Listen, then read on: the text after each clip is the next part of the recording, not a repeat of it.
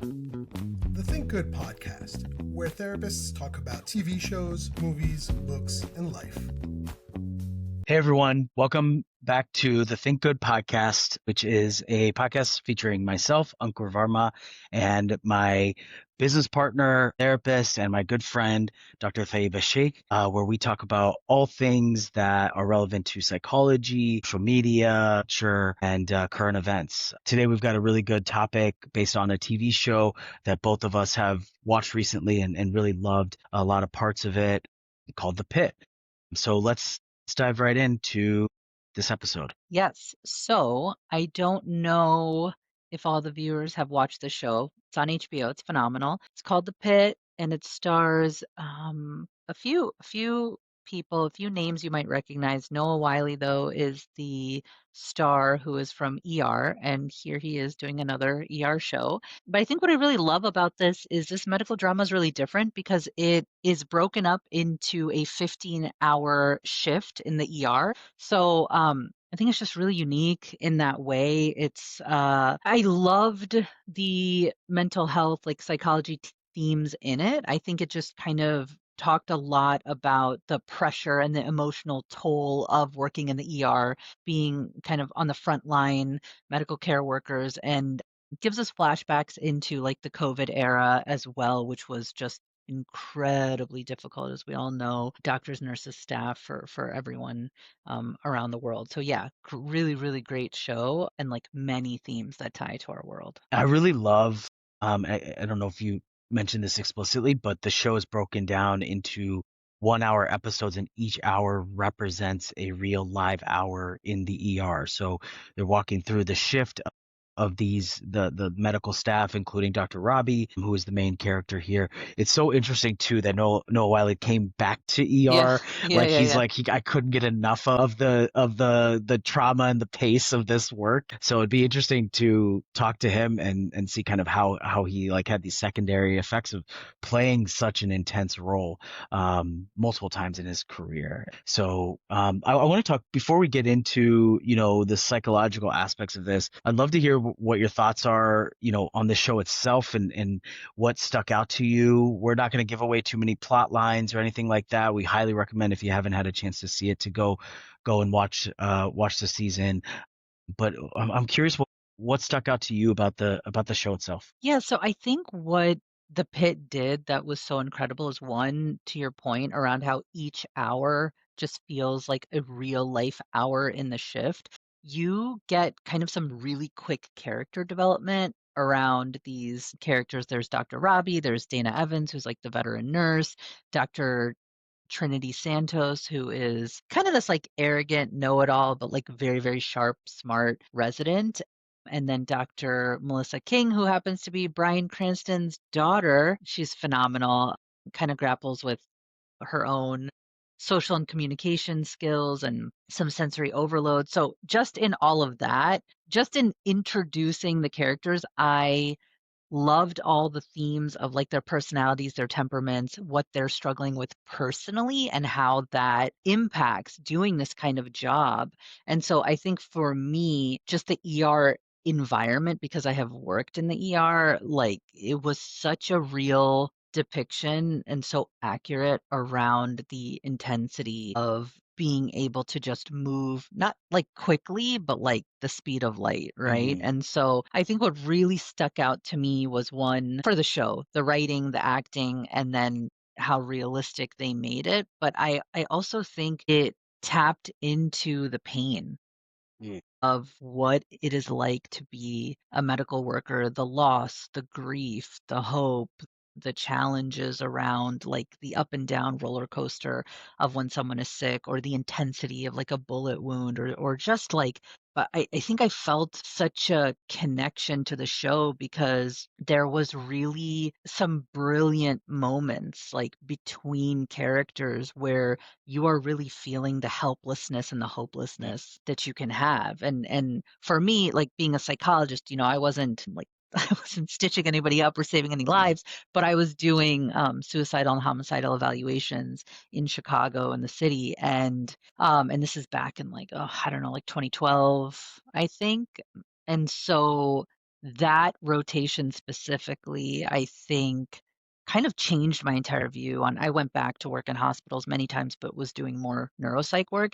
And I think that first rotation of being like a young, like practicum student who was like on rotation and in the ER watching attendings, residents, like everybody just kind of just move quickly and have to make decisions within milliseconds, Hmm.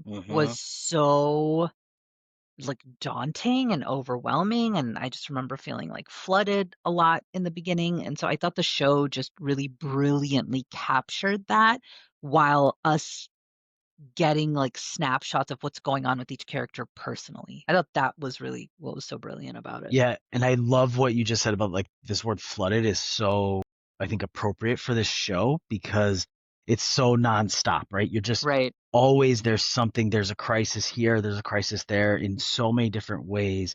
And what I really love, even when we watched it, my wife and I watched it, we watched a few episodes, and then I remember like we took a few weeks off Yeah. from the show and we watched some other stuff, and then came back to it because there was so much intensity to each episode. And as the season builds, obviously they build in these different storylines, but they really keep it centered on this medical environment. And what I really like too is they show the different tiers of different staff, right? You have medical students, you have nurses, you have the folks that are keeping the ER clean, which is not something that I always think about, right? But all the work that goes in between operations and procedures that they're doing in between, these different moments, how they're decompressing and then recompressing, or Yeah. or whatever you would call that, to kind of get back into the game. And I really loved how they show this, both the camaraderie and the kind of organizational structure of the ER, where you have how the nurses interact with the physicians, the students, and where they're at with their learning process. And, this is a teaching Yeah. hospital, I believe, that, has these different students and residents. And so I thought they did a really good job of like weaving that information in to show the vulnerability and the human side of this, right? You have these students who are, having their first shift potentially, or one of their first shifts in the ER, and, trying to figure out if this is even the type of medication that they want to practice, versus then you have these veterans like Noah Wiley and these nurses that have been there and seen that throughout. And so that interplay in terms of their experiences coming together and seeing how different human beings react to that type of pressure was really cool to watch, and I think they displayed it or portrayed it really well. Absolutely. I think one of the things that, you and I talked about after we watched the show was this like very real concept of burnout. And I thought the Pit really nailed this idea of where in this intense environment, we have such huge responsibility and we can love what we do and we can actually be phenomenal at what we do. And there is this just like state of emotional and physical and mental exhaustion. And I Yeah. think that was so beautifully depicted because it didn't necessarily it didn't necessarily come through as what is the kind of theme I'm looking for? I think sometimes when you're trying to depict burnout, it's a little too like abrupt and you just show somebody like walk out or quit or end. But I think what was different about the Pit is that you're actually watching them have this burnout and you don't really know if they're aware of it and like we're aware of it because that's just their Right. universe. That's just their world, right? And so I think we're flooded, we're overwhelmed. And it's not that they're not, but it almost speaks to the normalization of, yeah, well, you got to keep up. Like there's no time to stop and think about how stressed out we are. And you see that in these like medical decisions. You see this actually with Dr. Trinity Santos, where she makes this call in one episode. I can't remember exactly, but I think she like intubates without talking to her attending or somebody's not in the room. And then it ends up luckily being successful. But this idea of like that could really cost you something. You're not supposed to do that as a student and you need like the Hmm. supervision. She's like, yeah, or this person dies. And so I think they just really, there's a lot of medical dramas out there, but I think this was really different in that way. Yeah, and let's stay on the burnout piece. You started to define it there in terms of exhaustion, right? On Yeah. multiple levels, physical, mental, emotional, and not just overnight, right? It doesn't happen in a kind of acute, right? It's a chronic state of Yeah. exhaustion and exposure to stress. And largely unmanaged stress or Yeah. undermanaged stress maybe. And a lot of times we use this kind of picture of a candle burning out. And really how I would maybe reframe that is those birthday candles, that like the trick candles that Yeah. think they've gone out and then they come back.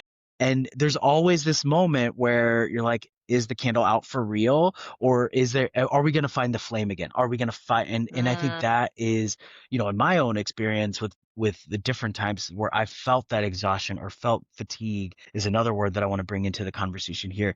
But when you think about fatigue, I think about long yeah. term.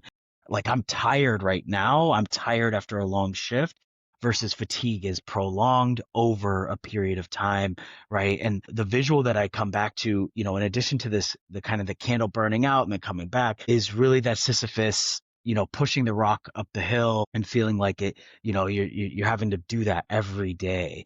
And, Yeah. are you seeing, when we talk about therapy, we talk about progress with our clients, and that doesn't always look linear, right? Okay, our Well, client yeah. can have a really great couple weeks or month or quarter or year, and then we can sometimes feel like we backslide back into, or reverted back to previous states. And so that can sometimes lead to this exhaustion and what we all know as burnout. But I think it's important to recognize what that really is and how that looks. And I think the show does a great job of showing different people at different stages and different moments of fatigue and exhaustion. Yeah, and I think I think that's first of all nailed it on the visual with the trick candles. I love that. I Mm, think that that's so accurate because it's almost like having 32-second wins because you think you're like good and done, but either you don't have the privilege of being done, right? Like so you mm, just have to do it and you just have to keep going. Or there is this deep desire, this identity, this connection to be like, yeah, like what's the alternative, right? I'm gonna keep going. But I want to go back to your point around I really like that you talked about the different stages of burnout. And I think because you're looking at medical staff at different points in their training, that is really well done. Like for example, Mel, who is a new resident, that's like her first day, right? So like she's not necessarily experiencing this like a burnout, but for her, it's like this flooding, this overwhelm, this like having to regroup and learn her environment of like, oh, every hour is going to be different. I mean, she's not even saying like every day is going to be different. She's like every hour um is sort of going to like bring its own challenge. And then you have like Dr. Robbie, who's a vet. You have Dana, who's the nurse, who's a vet. And these guys have been doing it for so long that you can really see the next theme that we're going to talk about, the trauma, like that PTSD connection, whether that's like flashbacks, whether that's coming back to other experiences that have been built up in them throughout their decades of experience of being in the ER, right? And so I really, really think that's well put, that we're watching different stages of the burnout, of the trauma, and just like of their training and their self confidence in general. Like, what can shake their confidence over the years, like losing patience, having these moments. Because I mean, not to give too much away, but I think this is pretty open in like the first episode. But the idea is that Dr. Robbie has lost his mentor mm, in COVID, and that he is really exhibiting this PTSD trauma that is like connected to flashbacks and sort of thinking about that time. And you're trying to kind of understand, does he feel guilty? Does he feel responsible? His mentor was in his direct care. Like what mm, was going on at that time? What were the limitations of COVID in general for medical staff at that time? So yeah, I just named like 10,000 things, but I think that's kind of the beauty of the show, is that there is so much to unpack, and you're, mm, as the audience, simultaneously being flooded as well, but everything feels very like intentional and like being tied mm. together.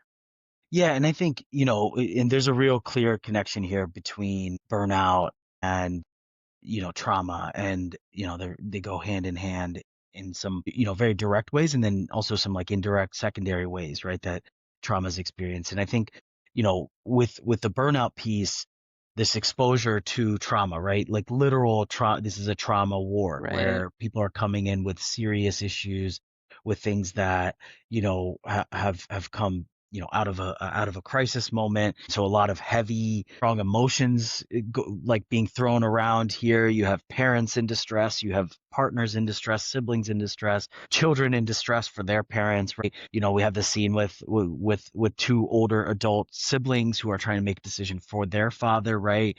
And kind of going through that more quiet grief where you have very loud grief in other moments with some of these crises. And so, I'm curious, or I was curious to see, how are people dealing with this when they're in the middle of it, right? How are Yeah. you dealing with your burnout when you're in the middle of it? And like you said, there's waves and waves of things coming at you that are unpredictable.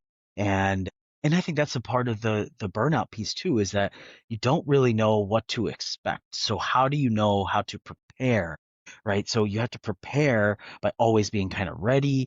Right. And that takes a lot of energy. It takes a lot of juice for you to be emotionally, mentally, and physically ready, right? Like half the time I'm thinking about, like, because we're getting, to our middle age years, I'm thinking about like what shoes are they wearing for their entire shift? Like, are they Okay, comfortable you shoes? don't need to expose that being 40 has brought This is what such. I think about on a regular basis, is like, what shoes am I wearing so that I'm comfortable, right? So, I have been on a shoe kick for sure, and not like Jordans and No, sneakers like in that way. But no. Like and so you're inserts shoe kicks. so you're constantly on call, right? Yeah, And so the flame has to be lit at all times, right? And in fact, it's like busy lighting other candles around it, right? Like, especially these people that are like in leadership positions, like Dr. Robbie, who is the head of the ER, as the physician, has to right. constantly, like, there are moments where he's got to remotivate his team when he's like also dealing with the administrative side of the hospital, and he's dealing with the coordinating care and all of that stuff. And then he's dealing with his own patients. He's just constantly like giving his flame, to all of these different things on different levels. And so, how can he not be burnt? I'm like burnt out for him at Right. moments, right? And then we have the head nurse as well, who has, again, been there, seen that, done that, and is constantly having to motivate and care, nurture these med students or other Right. staff, right? And while she's just trying to deal with her own, stress and where she's at in her career.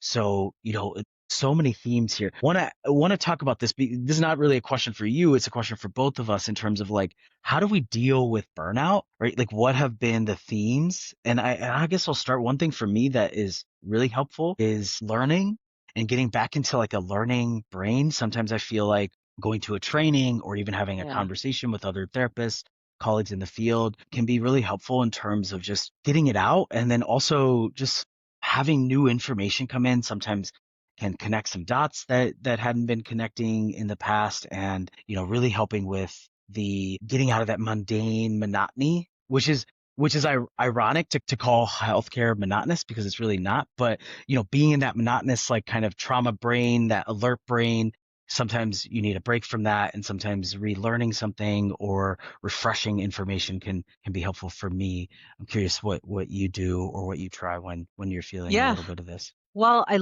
mean, I think the learning, I think that's a really great example. I think it's almost like a rejuvenation.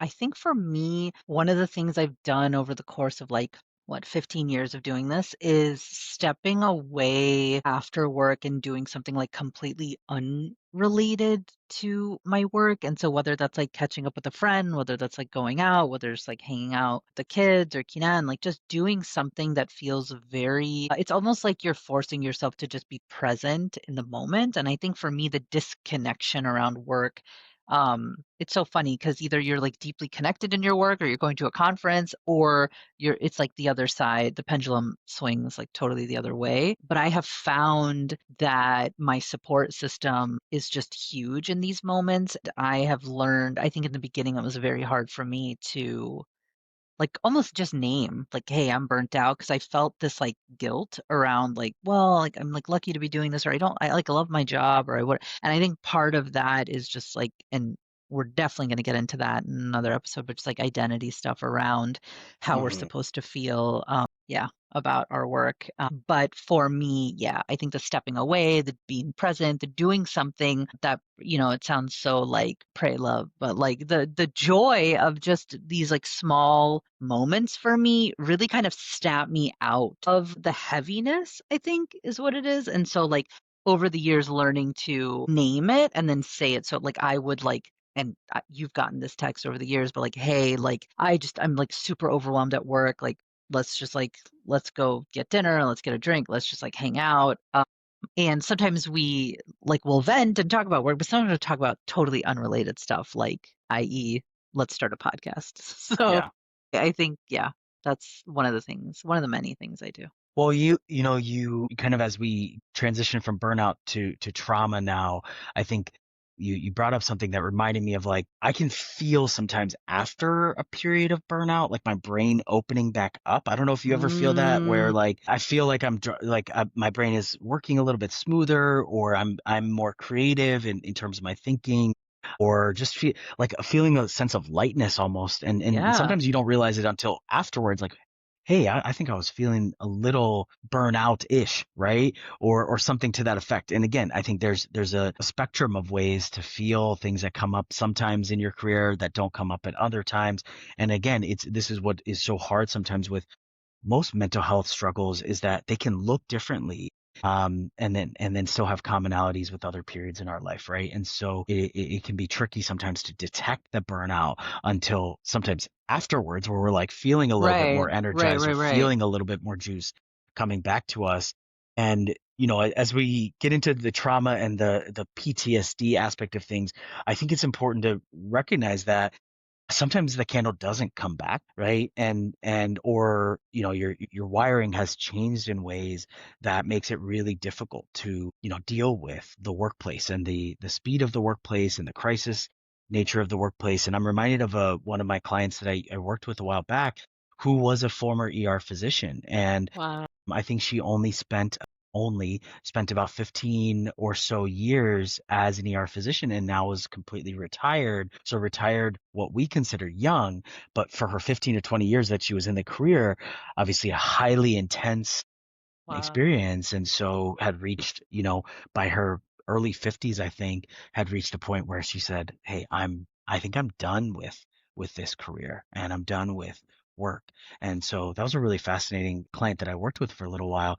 And so I'm curious, can you talk a little bit about the trauma and PTSD, a piece of things as it relates to both the pit and this environment? Yeah, I think like when we're just talking about like the traditional PTSD, right? We call it like the acute stress disorder when it's like within the first 30 days. And then as these symptoms progress, if they do, that's when we really will diagnose clinically the PTSD, like post that month. But I think the symptom breakdown of like the flashbacks, the panic, the what is it that you're actually experiencing, like so those physiological symptoms, I think Dr. shows us in the show with his panic. At one point he's having a panic attack, he's like kind of sitting like in the room, very intense. We'll see kind of like the flashbacks, because the show will flash back to that COVID time, excuse me, of when his mentor is like passing away or on the vent. And so I think that's really when we talk about that trauma, that we have to be able to see these, as the DSM kind of breaks it down, we have to see these multiple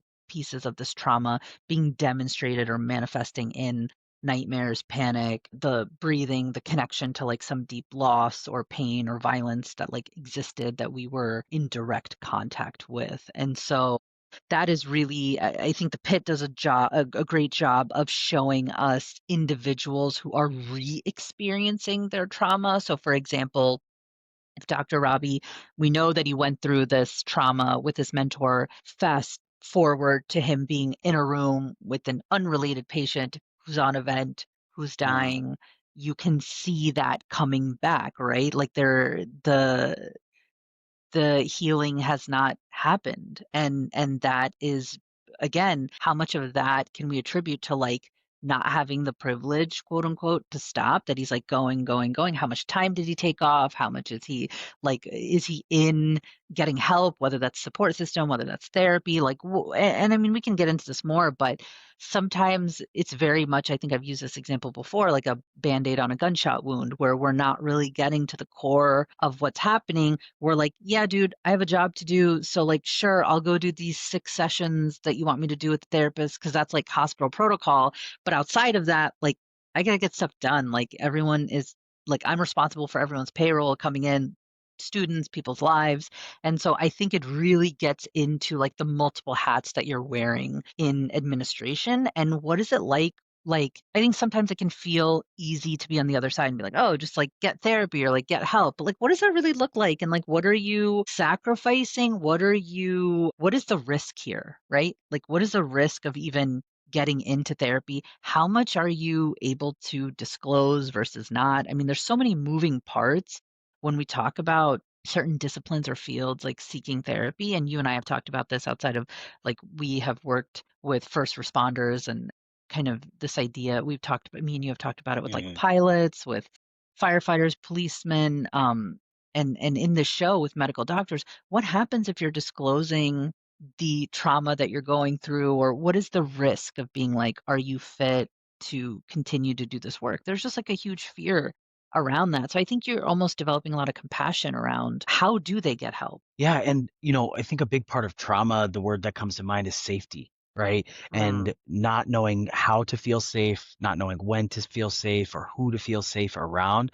Sometimes those systems we, due to trauma, the impact of trauma, we lose that kind of North Star in terms of what is safe. And and I think about trauma as a sensory issue, right? Or like one of the prominent trauma books is The Body Remembers. And the physical memories that our body kind of internalizes, a lot of times are sensory, right? So sometimes sounds, sometimes smells, sometimes visuals of being in the same environment that we experience the trauma can trigger some of those symptoms, right? But if that trauma is at your workplace, right, with the beeps and the machines that they've got going on, that's part of the trauma scenes that they should really depict in the show, are because he's in the same room that something happened, or again, a similar scenario, right? So you're just constantly not just having trauma through, what we had talked about in a previous episode around secondary trauma of first responders, right? So the experience of treating people who have gone through, their own traumas and are going through the worst moments of their life. You're trying to treat them, you're trying to save them, and when you can't, right, that feeling of like the rock rolling back down the hill really Absolutely. comes up. And then one of the things that we work on in therapy with trauma is how do we reduce your exposure to these triggers. But how do you do that with an ER doc or nurse or staff member who has to be in that environment for their livelihood, right? And then has to, transition from being in this high intensity environment to going back home. And I think that's the other thing that I really liked about the show, is that they found ways to weave in a little bit of the personal life for some of these characters.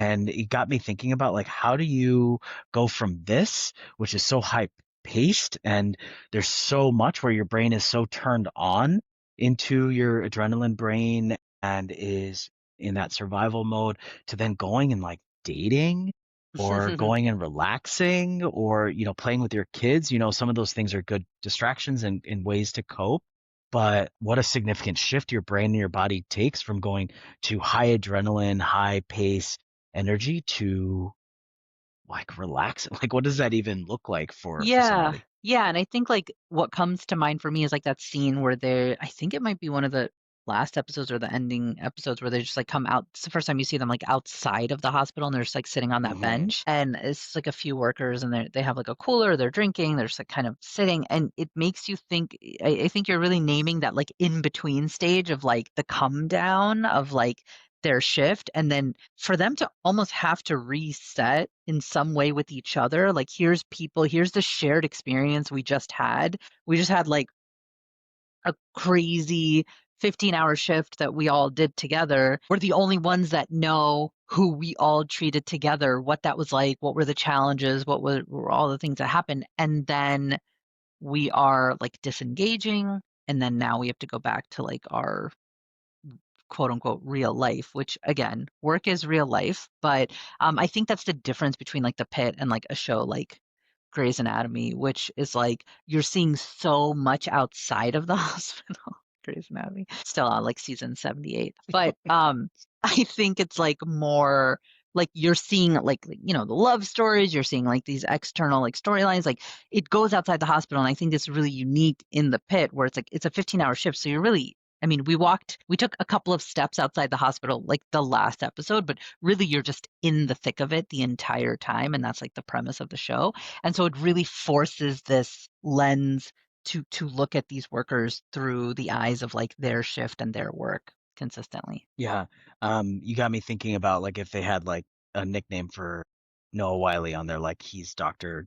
McDreamy or something, like how that would change. Like, um, He was like the OG hmm original hmm yeah, Dreamboat on ER. So yeah. But I don't know if you watched interviews with them at all, but it was so funny because so many of the questions were like, do you feel like you're a doctor? Because like you've spent like half your life playing a yeah. doctor. And I think it was really funny because one of the interviews was like, I think he was like, I can't confirm or deny this, but something happened on set somewhere in his life and he actually stitched somebody up. Like he actually stitched Wow. somebody up, which is so funny because they're trained by real doctors. And I think that was one of the really cool things that you could tell about the Pit was just the intentionality around like who is teaching these doctors, like the language they're using, the terminology, the way that they're even holding certain instruments, like how to be like very accurate was so deeply important to the writers. And so they like shadowed I saw a clip of it. I can't recall now where it was because this takes place in Pittsburgh. So they might have like gone to Pittsburgh to do this. I don't remember, but yeah, just really wanting to get it right, which was very cool. Yeah, and this is so, it brings up so we're going to transition here because now we're going to talk about what do we do now, right? Like how do we handle this? These are medical professionals who have chosen this as their career and they need support. They need to have space to work through some of these things, right? We have active mental health crises happening in the show for some of these professionals, right? And it brings, the other part of this is I have talked to multiple physicians who have said this is probably the most realistic medical show that they have seen. Yeah. And so to your point, I think they have done such a great job, not at the acting part, but really bringing to life what these folks experience on a day-to-day basis. And the intensity of this season is one shift in the life of these folks who are doing multiple shifts in a week, right? And it's got me thinking about, how do you bring therapy, bring mental health care to these professionals? With a client that I mentioned earlier, she had no interest in talking about her ER days. Her interests were like, how do I get along with my kids? How do what do I do with my Wow. time now? Yeah. Because there's nothing that matches the energy. And there's a little addiction here to that energy, right? Or dependence on that, right? When your body is so used to running on adrenaline and running on stress, then what do you do when you don't have that stress, right? You've shaped yourself in a way to really function highly on stress, on adrenaline. And now you're asking your body and your brain to say, hey, no more of this, right? So there's that piece of transitioning both in and out of shifts and then in and out of the career itself, right? In terms of, how do you deal with this on the back end of your career and how do you make that decision? And we have a couple characters in the show too, kind of wrestling with that. Right. Am I done with this Right. or Right. can I Right. continue Right. with this career? Yeah, and it's funny because as you're talking about it, it reminds me of like let's say we just take the intensity out of it and it's not ER doctors, it makes me think of this very relatable theme of like what happens when we just retire. Like how do you fill that silence, that void? A lot of us are at that age where we have like parents that are aging, like retiring or have retired already. And so like there's a real depression that we talk about that happens when that's so much of your livelihood. That's your livelihood. That's your identity. That's who you are. If you don't go to work,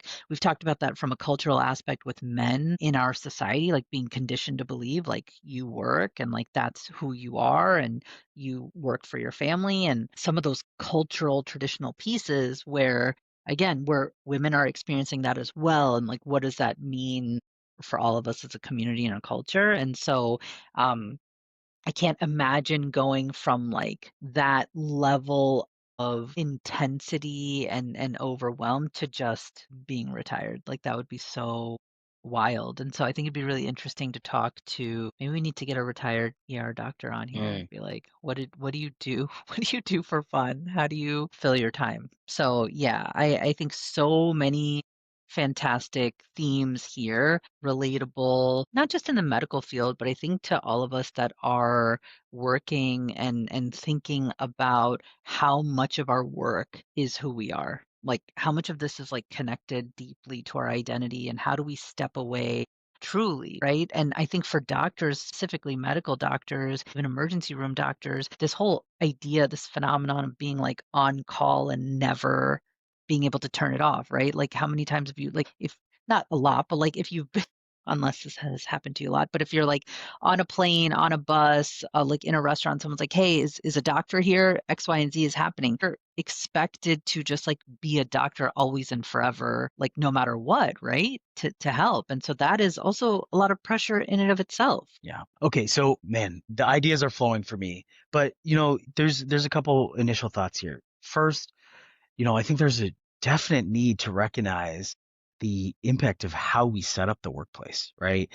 In the show, there are points at which, Dr. Robbie is interacting with like the head of the hospital or the administrative head, Yeah. right? And she's putting pressure on him to get their numbers up and, Yes. all this like money related stuff that, again, it does not, vibe with the whole idea of healthcare, right? Is how much time can we put in? You have physicians in the show that are trying to put in their bedside manner moments, right? They're connecting with the patients, and it's really effective to the healthcare, right? You have Bryan Cranston's daughter has these really phenomenal moments where she connects with this patient, and if she didn't connect with this patient, they're not able to diagnose accurately, right? And so if you introduce or keep the pressure on in terms of the administrative stuff or the billing stuff, that really impacts your ability to stay healthy in the workplace because now you're sacrificing your ability to provide good health care in the name of numbers, right? For more money, Absolutely. revenue, seeing more patients and cycling them through. And I think that is a big part of this because, we also have, and I forgot to tell you, I'm getting on my soapbox here, but we also have healthcare, our own healthcare coverage tied to our employment, right? Yeah. And so, how do we create an environment where these medical staff professionals can be open with somebody who they can talk to, who they can share like honestly about, what their experiences are at the workplace if their health insurance is tied to their workplace as well, right? And Wow. so Yeah. I think that's something that we've had to deal with as therapists, right? Is like, what do you report if I say this? Do you have to report this and not? Right. And then, you mix that in with the, just the mindset that comes with this, right? This pride that comes with doing this kind of work, which makes it hard for people to open up, right? Oh, yeah. And that really makes for a challenging environment for folks to get appropriate support who are going through these kind of career experiences. Yeah, and I think to your point, like it is complicated, it's nuanced, and there's not like this really simple solution. And I think to kind of go back to what do we do in these moments of distress and in these moments of being flooded, right? How do you recognize that burnout is happening? It's serious. It can affect your job. It most certainly affects you on a personal level. So how can it not affect you professionally? I'll just kind of go through these couple of concepts that we talked about to wrap them. So with trauma, how do we also recognize it can be this really invisible wound? I always think about it in that way where your trauma may not be this full out public thing where a lot of it is happening internally, right? So if it's the flashbacks, the nightmares, the breathing, the cadence of like where you are physiologically, you may not be sharing that with anyone. You might be going to a utility closet and like collecting yourself because you're like, I gotta just get through this shift. And so how to really have coping skills for that because that is not something that we want to be going through alone. We talk about that in therapy all the time. Like, where is that safe space to disclose, whether that's within your inner circle, whether that's your therapist, whether that's like people that you work with that you're like, hey, we have this shared trauma that we experience and we lean on each other. And then third, that stigma that we talked about, right? Like the stigma is very much directly this barrier to healing. What am I risking? What am I sacrificing? Like what am I able to go to therapy? What would that mean for my career? And how to like have access in a safe way. We talk about that in therapy a lot. Like our sessions are confidential, right? Unless you're disclosing, some type of like suicidal or homicidal ideation and then abuse and neglect around the elderly and children. We very much make those disclaimers as therapists in the beginning. Like there are limits to confidentiality, right? But for the most part, like this is what we're here for. So I think really kind of talking about that more as communities, and I think that's on us as mental health care advocates and workers to like get into our communities and talk about this. You and I have had so many conversations around this, which is like, how do we not just educate everyone around what mental health and what therapy is and who's seeking it, but that like we want to make it accessible like within our own communities, right? And like this is kind of this new wave of like, hey, we can't talk about therapy as like being in a straitjacket and in the psych ward and how Hollywood has depicted psychosis as really being the only way that you know that you're quote unquote mentally ill. And so yeah, I think the show really covers the burnout, the trauma, the stigma like very, very well. Yeah, and I think the last word I wanted to throw out there that I don't think we got into was avoidance. And Yes. there's so much, avoidance here playing out on different levels. And I don't think it's a bad word because, with that client that I talked about and with other, clients when I've worked with therapists or other providers, how much benefit, and even when I think about my own therapy, it's like, how much benefit do I really get from like talking about my work versus like it's done. It was a hard moment. We processed it in some way, right? But again, in this environment, where do you have that time? And even I'm remembering like the social worker that is working in the ER Yes. is sometimes their therapist in some ways, or the head nurse is also caring for the other staff, right? Yeah. Yeah. And I think we need probably a separate conversation here is about like women's role in these workplace environments where Mm, they are also nurturing, the men or being kind of these dual providers for patients and the other staff, right? And having to play these kind of quote unquote motherly roles that then drain them as well, right? And so, I think sometimes avoidance can be effective here where it's like, okay, I'm leaving this in the past. This was a really hard shift. And, what is there to talk about? Maybe we need a debrief about what actually happened. But I think a lot of providers would make the argument that it maybe doesn't help so much to talk about this. But I think it is really where avoidance hurts us is not really recognizing the true impacts of some of these things. Do you need to relive that gunshot wound victim that didn't make it? We can debate about that. And, in therapy, we talk about when you're ready yes. to address certain things, and that's important to recognize. Maybe not right away do you need to talk about it, but maybe down the road if it's coming up, in panic attacks or high anxiety or depression. Right now we need to address this. And so I think avoidance is a really important term here in terms of the stigma of avoiding mental health support and care, but also, how do you use that effectively to figure out what do we need to address. And the last thing about avoidance is something that I think, for all of us who are not maybe in these high stress environments, to recognize that we need to keep talking about these issues. One thing that I hear so much from whether it's politician or public leaders in some way is, okay, we need to talk about mental health, but I rarely hear folks talk about we need to talk about the mental health of providers. And so I think I wanted to put that Yeah. thought out there that, we talk a lot about mental health and usually it's in response to something that has happened, out there, in the world, but we rarely hear about how do we provide support for people who are in high stress environments. That includes veterans, that includes firefighters, police officers, first responders, Yeah. medical staff, so many different people. For you even said yourself, oh, I didn't really save any lives, but then you did suicidal interventions and Right. things like that, right? That is Right. what we're talking about here, right? We need support as providers on different levels. And so, will be an important conversation here as, mental health care continues to grow and improve. Yeah, absolutely. It actually, I know we were just ending, but it made me think about Zoran Mamdani, who's running for mayor in New York City, and his entire push for like the NYPD. There's like police officers that are coming out, and in these crisis situations, and his entire kind of program is centered around bringing mental health care workers to these scenes and not necessarily expecting like a police officer to know how to manage some of this crisis, right? Like they have their roles, but it seems like so simple yet so brilliant to be like, yeah, like we should be involved in these like very traumatic situations, like with the training that we have to be like, hey, how are we going to help individuals like in our communities? Like how do we have the right, it goes back to this idea of like the right people at the right time and the right seats and all that.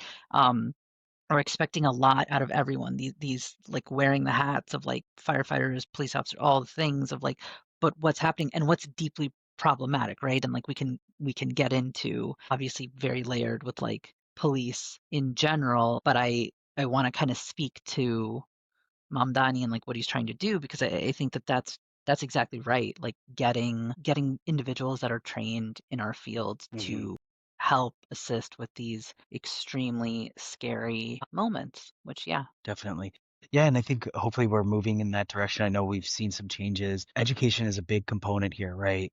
Of this, change in terms of providing certain professionals with that support. And I think we are moving towards a place where we have these kind of mental health chaplains or case managers or social workers, different titles who are accompanying these providers in their work and on their shifts and becoming more readily available. And so hopefully we continue to see that trend in that direction where we're providing more tailored support to people in these professions. So I really like this conversation. And I know that just like all of our conversations, I feel like we can probably talk for another hour about this. And Yeah. there are themes here that we will definitely come back to in other ways.